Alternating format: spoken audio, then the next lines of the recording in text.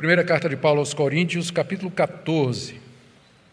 Vamos do verso 18 até o verso 25. Veremos hoje mais 3 princípios que o apóstolo Paulo coloca para regulamentar o uso do dom de línguas no culto. 1 Coríntios, capítulo 14, do verso 18 ao verso 25.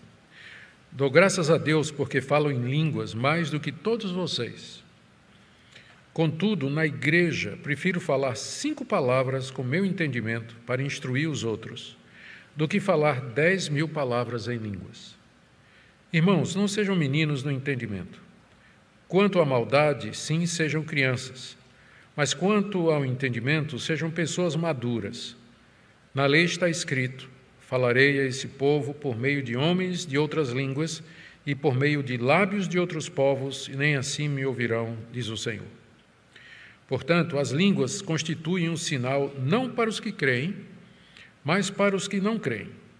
A profecia, no entanto, não é para os que não creem, e sim para os que creem. Assim, se toda a igreja se reunir no mesmo lugar e todos se puserem a falar em línguas, no caso de entrarem pessoas não instruídas ou não crentes, será que não vão dizer que vocês estão loucos? Porém, se todos profetizarem e entrar ali um não crente ou não instruído, ele será convencido por todos e julgado por todos. Os segredos que ele tem no coração se tornarão manifestos, e assim, prostrando-se com o rosto em terra, adorará a Deus, testemunhando que Deus está de fato no meio de vocês. A partir daqui, do verso 26 até o final, Paulo então passa a dar orientações práticas sobre falar em línguas, profetizar e a participação das mulheres no culto. É o que nós veremos próxima segunda-feira, se Deus permitir. Mas hoje vamos ver aqui essa instrução que Paulo dá para os crentes de Corinto com respeito ao uso das línguas no culto.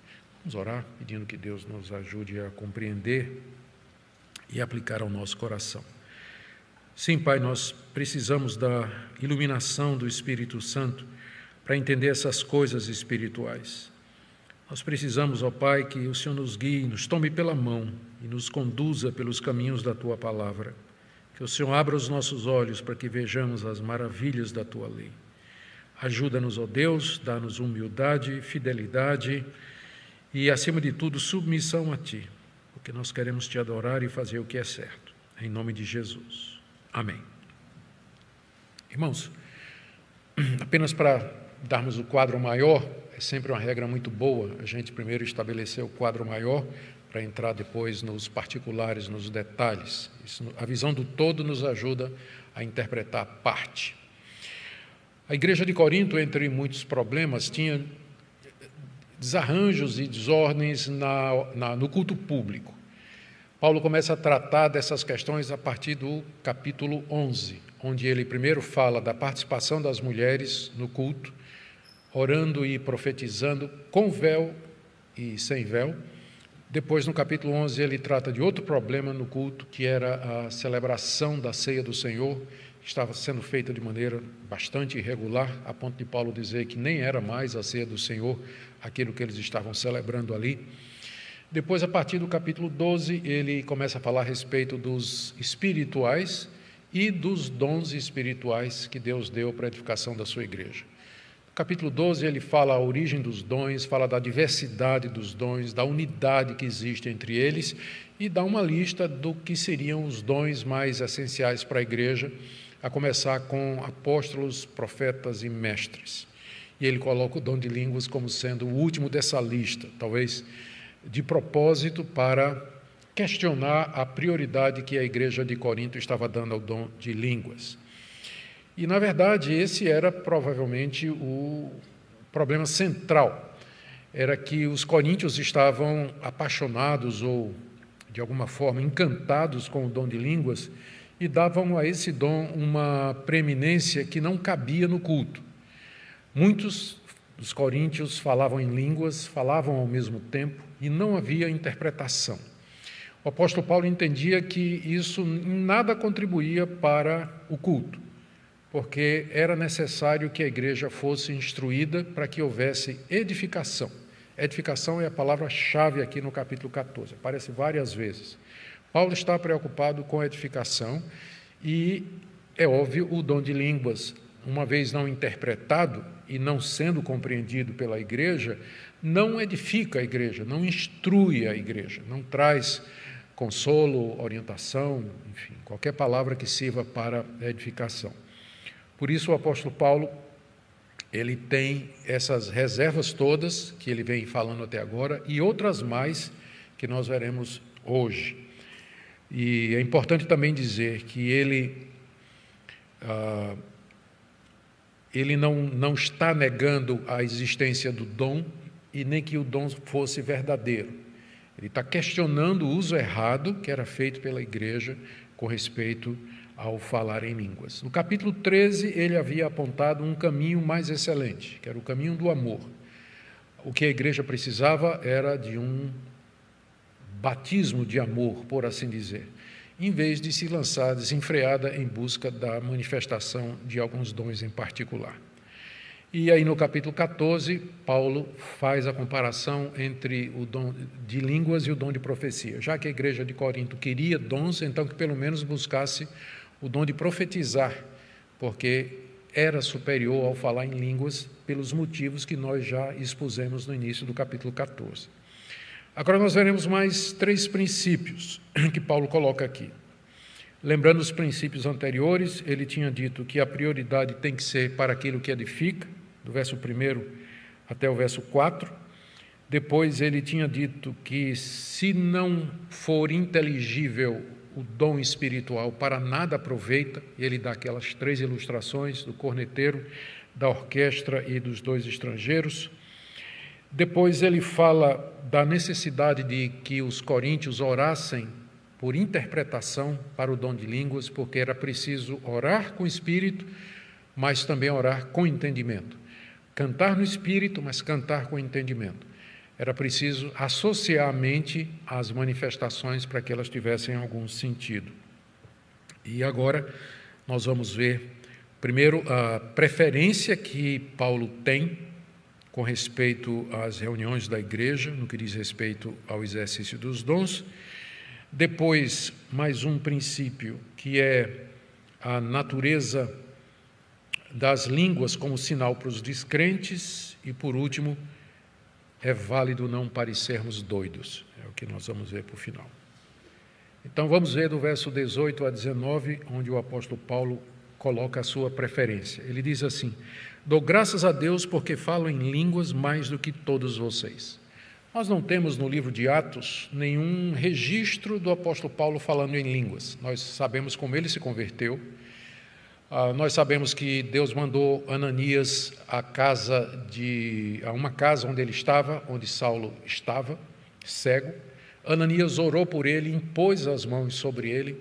Ele ficou curado da cegueira, caiu umas escamas do seu rosto e ele foi cheio do Espírito Santo, mas não tem nenhum registro de que Paulo tenha falado em línguas ali. O livro de Atos, como eu disse, não tem nenhuma ocorrência da glossolalia nos lábios do apóstolo Paulo. Mas que Paulo falava em língua, nós sabemos por esse versículo aqui, onde ele dá graças a Deus que ele fala em línguas mais do que os coríntios. Quando ele diz que fala em línguas mais do que os coríntios, pode significar falo mais vezes, com mais frequência, ou eu falo em mais línguas do que vocês, se nós considerarmos que às vezes esse dom é chamado de variedade de línguas. Então, a pessoa que fala em línguas, ele não só fala naquela língua em particular, por exemplo, mandarim, mas ele é habilitado em falar em outros idiomas que ele nunca aprendeu, nem sempre o mesmo. Daí Paulo se referia a esse dom, aqui no capítulo 12, aliás, como sendo variedade de línguas. Então, provavelmente é esse o sentido. Paulo diz aqui que ele fala em mais línguas, quando ele está exercitando o dom, do que os próprios coríntios falariam. Com isso, dizendo que ele tinha experiência com esse dom. Ele tinha experiência com esse dom e ele agradece a Deus porque ele falava em línguas. Falar em línguas fazia parte do equipamento dos cristãos e dos apóstolos do século I. no livro de Atos, capítulo 2, com a descida do Espírito Santo, os 12 apóstolos de Cristo e os 120 irmãos que estavam lá, eles todos passaram a falar em línguas que eram reconhecidas pelos representantes das nações que haviam ali.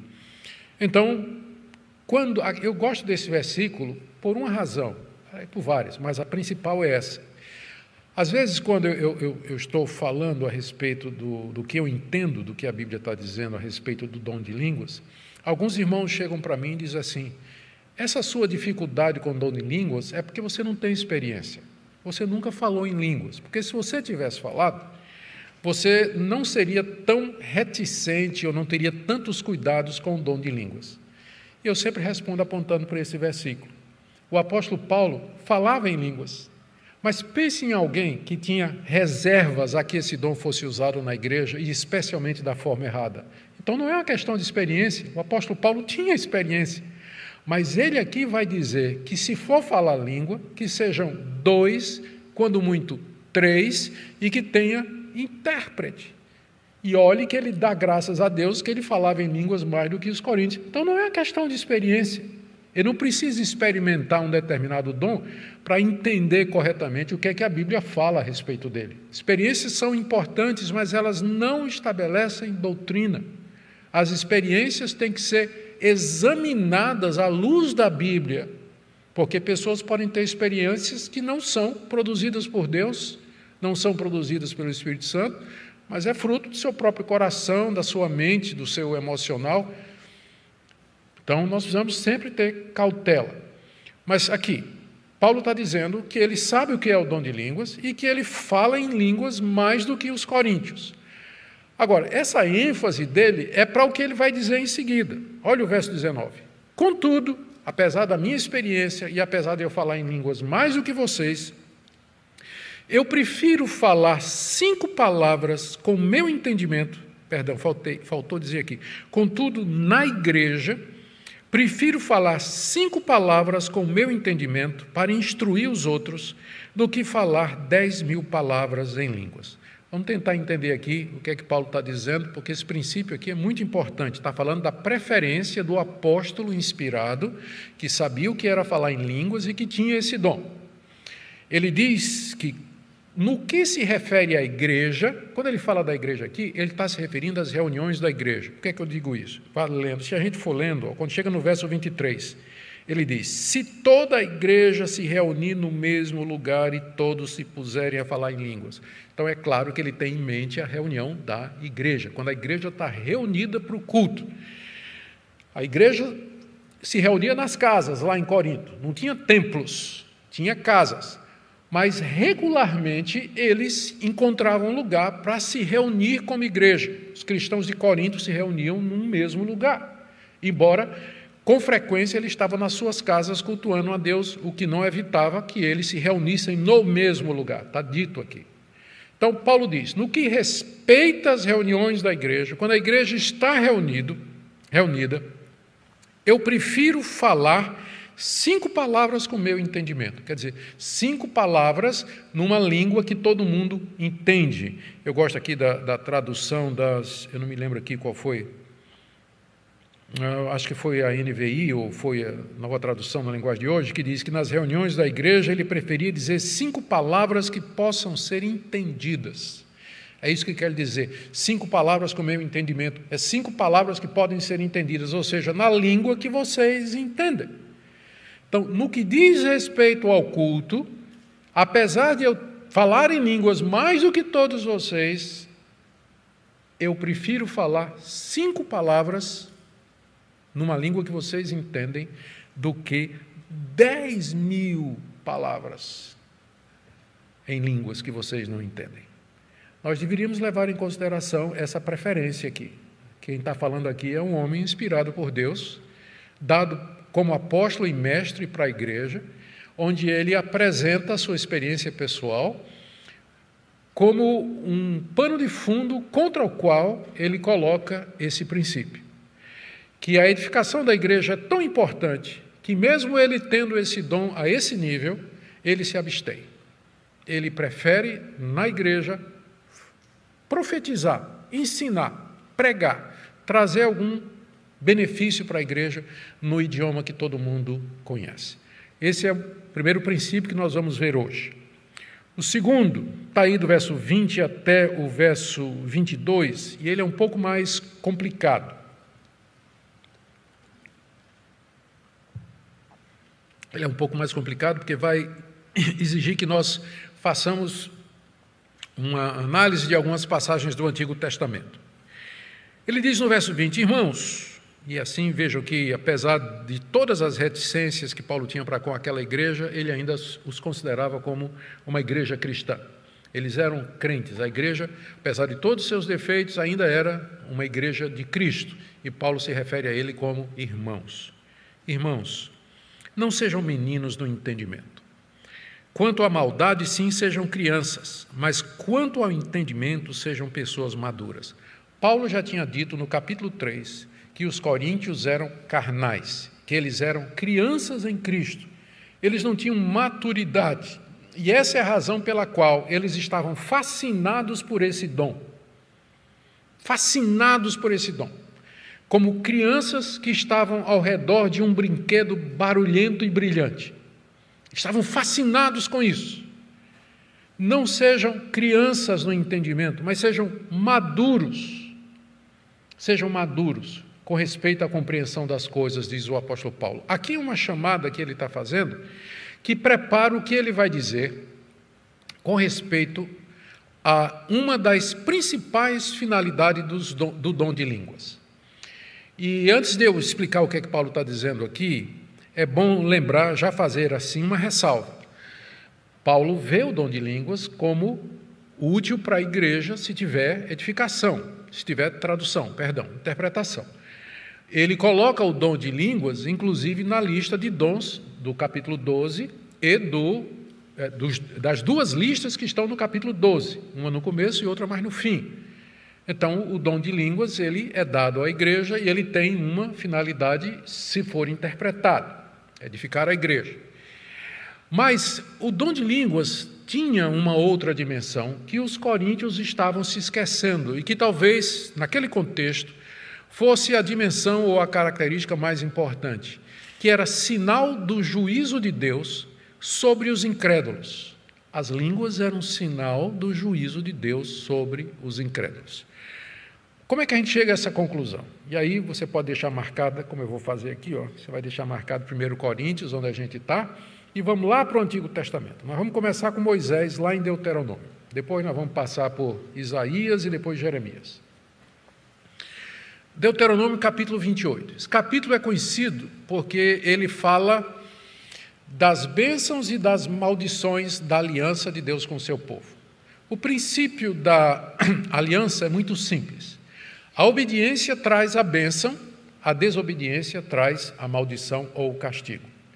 Era essa aliança de Deus com a nação de Israel, funcionava nesses termos. Se Israel obedecesse a Deus, a gente tem aqui, capítulo 28, a partir do verso 1 até o verso 14, se Israel obedecesse a Deus, as seguintes bênçãos viriam sobre os israelitas. E aí vem a lista. Prosperidade, a vitória sobre os inimigos, paz no seu território, o gado se multiplicando, colheitas fartas, enfim, todas aquelas bênçãos materiais características da antiga aliança estavam prometidas se Israel obedecesse. Mas e se Israel desobedecesse a Deus, se quebrasse a aliança e traísse Deus com deuses estranhos? Aí vem os castigos decorrentes da desobediência, que vai do verso 15 até o verso 68. Tem muito mais praga do que bênção. Então, é como se dissesse assim, cuidado.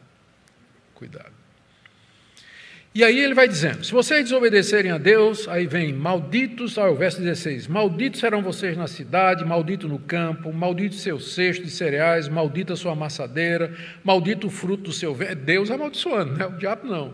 É Deus amaldiçoando o seu próprio povo. Se desobedecer, olha a maldição que vem em cima de você.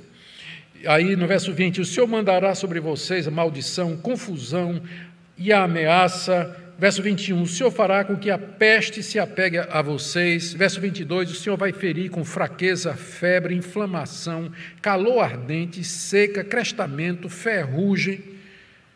É muita coisa, mas de todas essas maldições que são colocadas aqui, como castigo de desobediência à aliança, a pior de todas era o desterro. Olha, a partir do verso 49.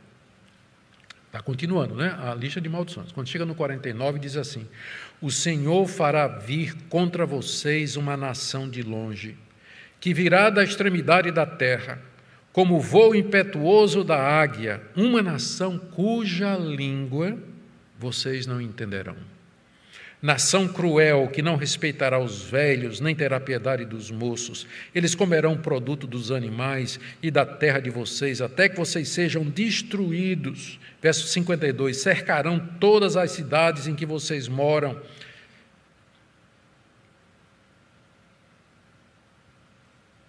E vão levar vocês embora da terra. O pior castigo da aliança era o desterro.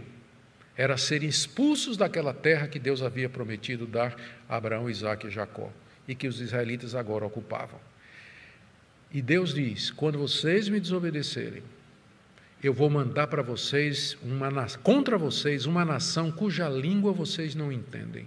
E essa nação vai ser instrumento do meu juízo contra vocês. Eu vou usá-los para tirar vocês da terra e levar vocês em cativeiro.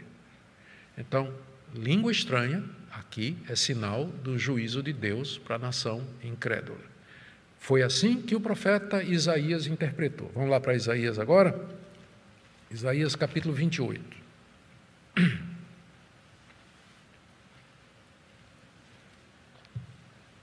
Isaías está falando da nação de Israel no período um pouco antes do desterro babilônico, um pouco antes da invasão babilônica e da expulsão dos judeus daquela terra. E Deus está reclamando aqui. Olha, a partir do verso 9, os judeus diziam assim, eles dizem: a quem ele quer ensinar o conhecimento? A quem ele quer explicar a mensagem? A crianças desmamadas, os que acabaram de ser afastados do seio materno? Porque nos fala como a crianças, repetindo frases e frases. Está falando aqui, eles estão falando mal de Isaías. Esse Isaías está pensando que a gente é o quê? Criança? Está querendo ensinar a gente o beabá, como se a gente fosse ignorante e não conhecesse a respeito de Deus. Estavam reclamando da fala de Deus através do profeta. Uma palavra, depois mais outra, um pouco aqui, um pouco ali. Os judeus estavam reclamando da palavra de Deus pregada através do profeta Isaías. Aí Deus diz: é assim? Então, olha, verso 11. Pois bem, já que vocês estão dizendo isso, por meio de lábios zombeteiros e de uma língua estranha, o Senhor falará a esse povo. Vocês não querem me escutar? Não querem escutar a palavra do profeta Isaías, que está falando na língua de vocês, que está trazendo a mensagem do Senhor de arrependimento para vocês? Então está bem. Eu vou mandar um outro mensageiro para falar com vocês, mas ele vai falar numa língua que vocês não entendem. Ao que Deus está se referindo aqui? Aquilo que Moisés disse. Eu vou mandar uma nação que vocês não entendem e cuja língua vocês não entendem, e essa nação ela vai ser o meu instrumento de justiça e castigo contra vocês. Foi exatamente assim que o profeta Jeremias também interpretou. Jeremias capítulo 5.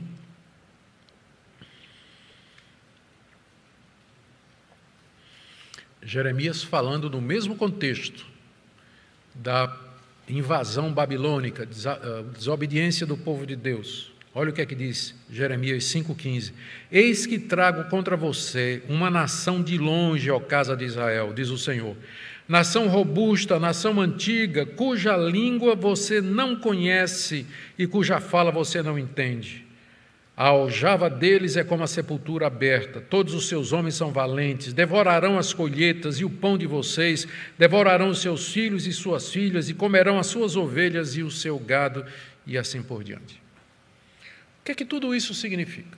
Significa o seguinte: quando o povo de Israel se visse cercado por uma nação inimiga, e que ouvissem os soldados inimigos falando no idioma que eles não entendiam, eles deviam dizer: eu já vi isso em algum lugar.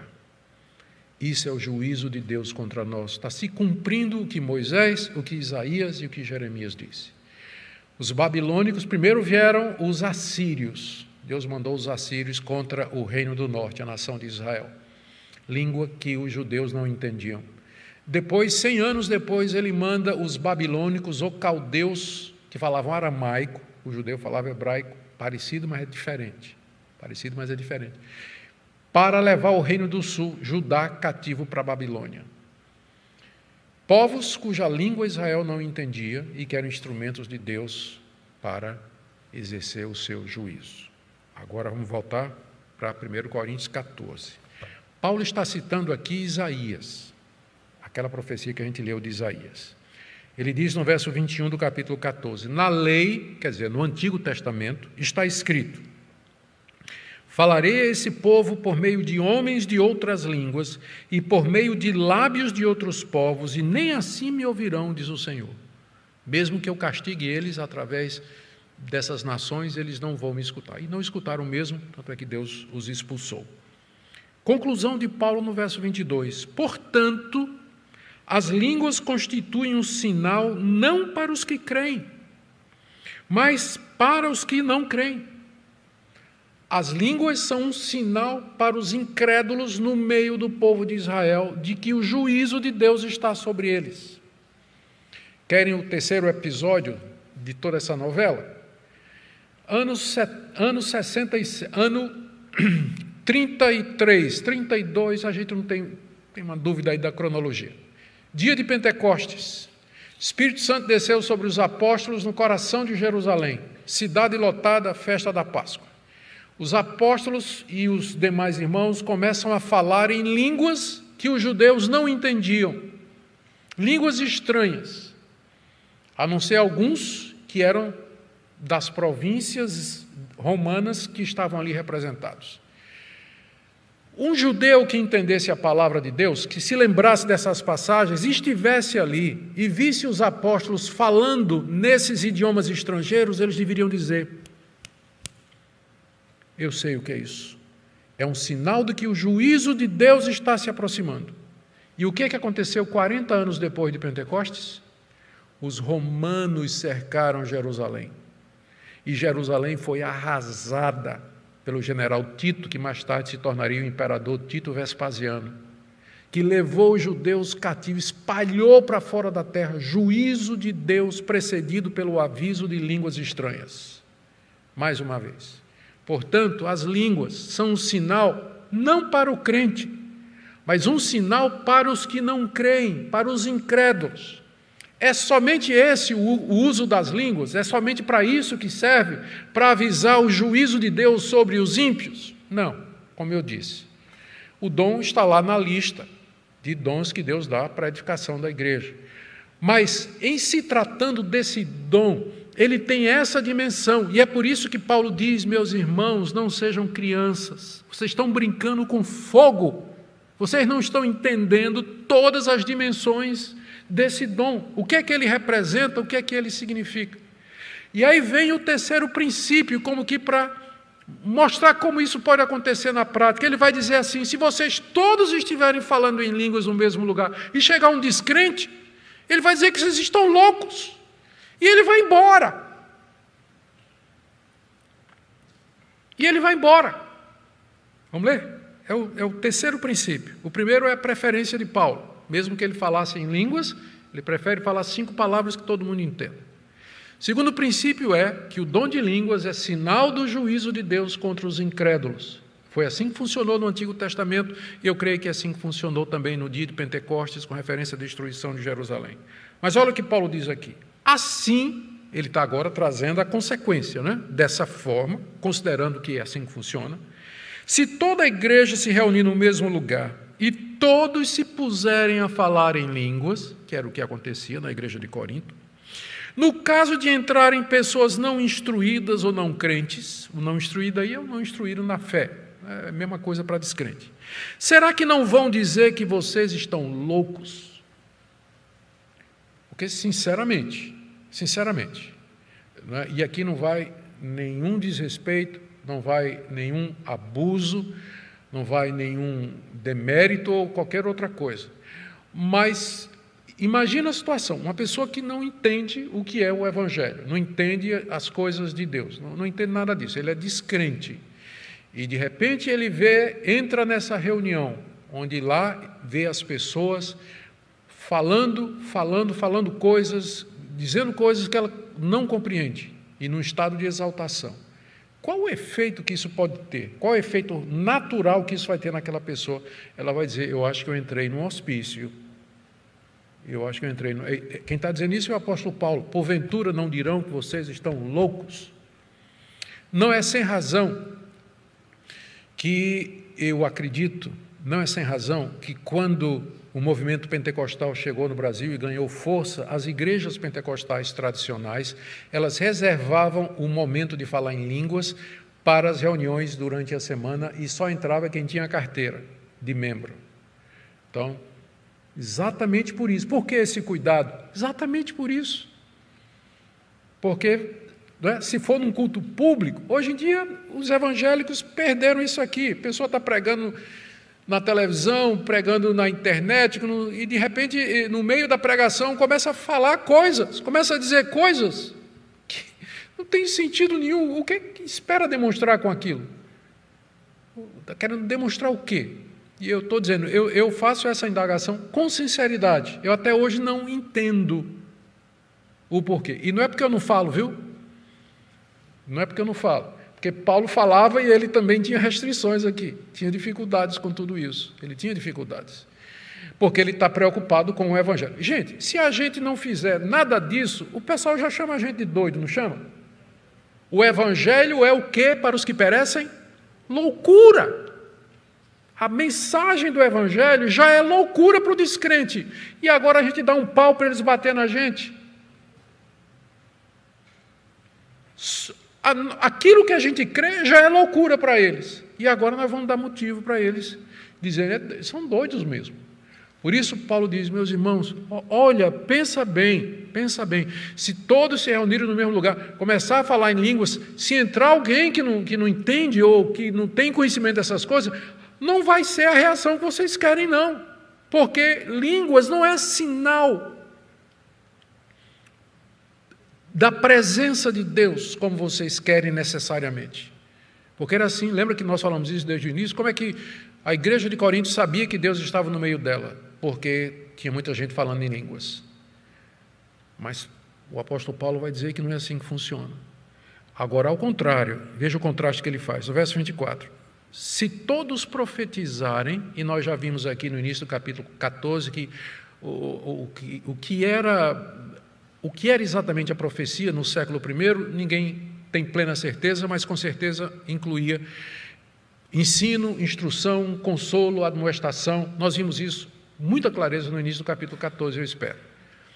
Paulo diz, se todos começarem a profetizar, trazer uma palavra de Deus, e entrar ali um não crente ou não instruído, ele será convencido por todos e julgado por todos, e os segredos que ele tem no coração se tornarão manifestos.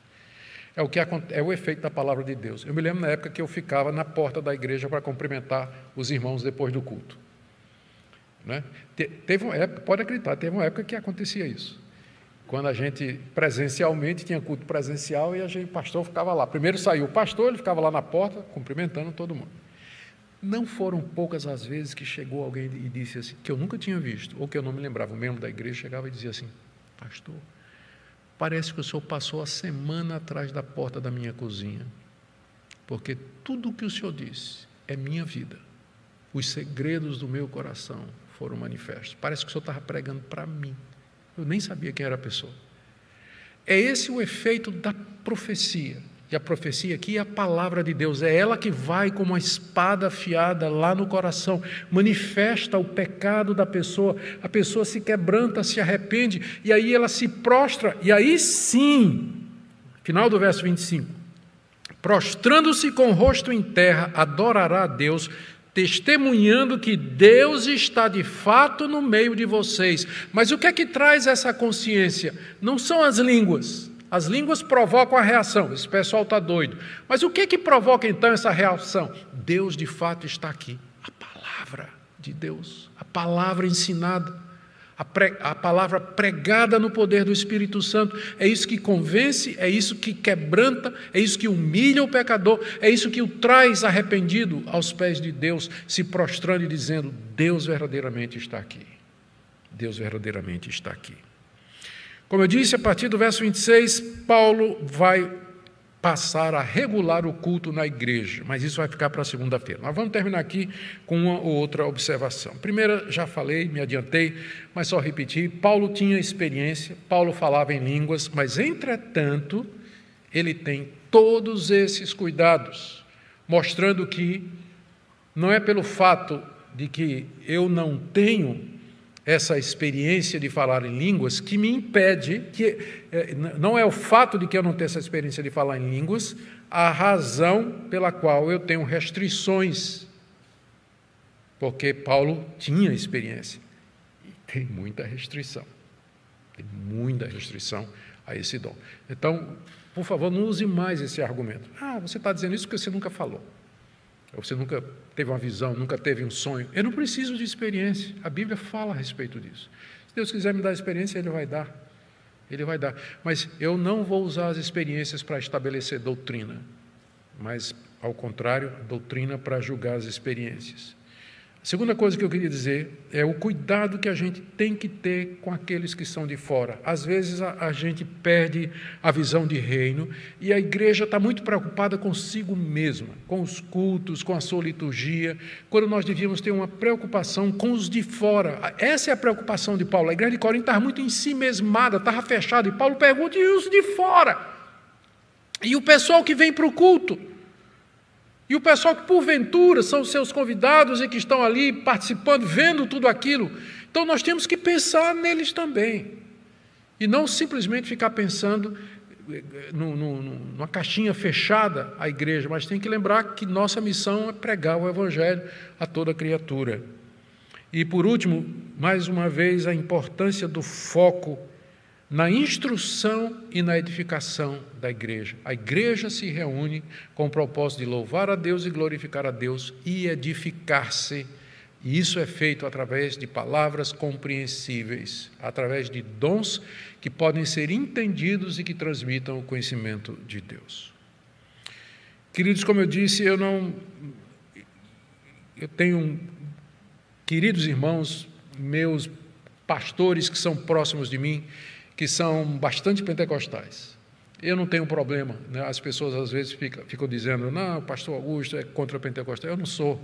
Nós consideramos os irmãos pentecostais como igreja irmã, não temos dificuldade com isso. Mas isso não quer dizer que a gente não possa discordar dessas questões que não nos parecem centrais à fé. Você não vai deixar de ir para o céu ou ir para o céu, dependendo da sua ortodoxia com relação à doutrina do dom de línguas. Graças a Deus, não é? Porque ia ser complicado isso aqui.